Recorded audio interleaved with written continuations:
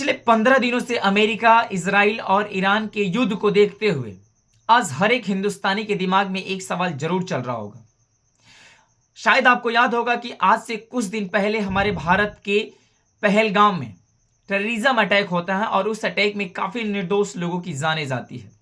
और ऐसा नहीं था कि हम उस अटैक के पीछे किसका हाथ है, कौन कराया, हम नहीं जानते हैं। हालांकि इसके लिए देश के यशस्वी प्रधानमंत्री ने ऑपरेशन सिंदूर कराया और उसको पूरी तरीके से रिवेंज हमने ले भी लिया था। लेकिन अभी वो खून कहां शांत होने वाले थे। जिस मां ने अपने बेटे को खोया है, जो बाप अपने औलाद को खोया है, जो पत्नी अपने गोलियों से छलनी करते हुए देखती हो, भला वो खून कैसे शांत हो सकता है।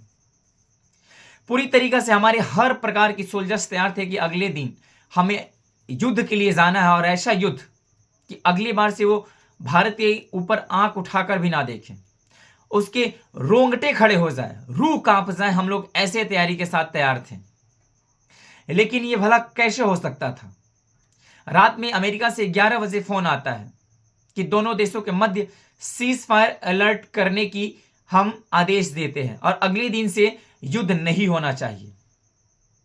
और अगले दिन से युद्ध पूरी तरीके से शांत हो जाता है। और उस जैसे ही सीज फायर अलर्ट होता है, हर एक नौजवान के आक्रोशित मन अपने देश के यशस्वी प्रधानमंत्री के लिए मोटा हो जाता है। हर हिंदुस्तानी उस रिवेंज के लिए अभी भी उसकी स्थान खाली है। अभी भी उनके अंदर वो खून उबाल कर रहा है कि हमें पूरी तरीके से उसका बदला लेना चाहिए था। लेकिन वो कैसे ले सकते। अमेरिका से फोन जो आया था कि सीज फायर अलर्ट करने का हम आदेश देते हैं। हालांकि कई देशों का मानना था कि ऐसे अटैक में निर्दोष लोगों की जान जाती है, इसलिए इससे सीज फायर अलर्ट करने की अनुमति मिली थी।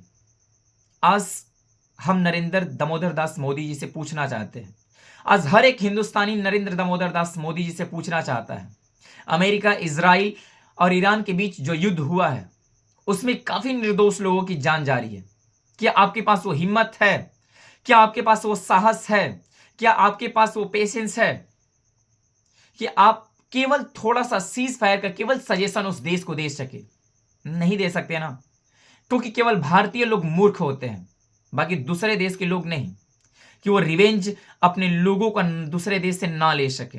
हमें आज इस युद्ध को देखते हुए अपने देश के यशस्वी प्रधानमंत्री नरेंद्र दामोदर दास मोदी जी को सीखना चाहिए कि अगर आपके देश के खिलाफ या आपके देश के ऊपर कोई आंख उठाकर देखता है तो उसका रिवेंज कैसे लिया जाता है।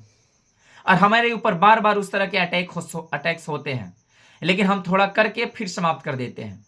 इस वार से हमें काफी ज्यादा सीखने को मिला है।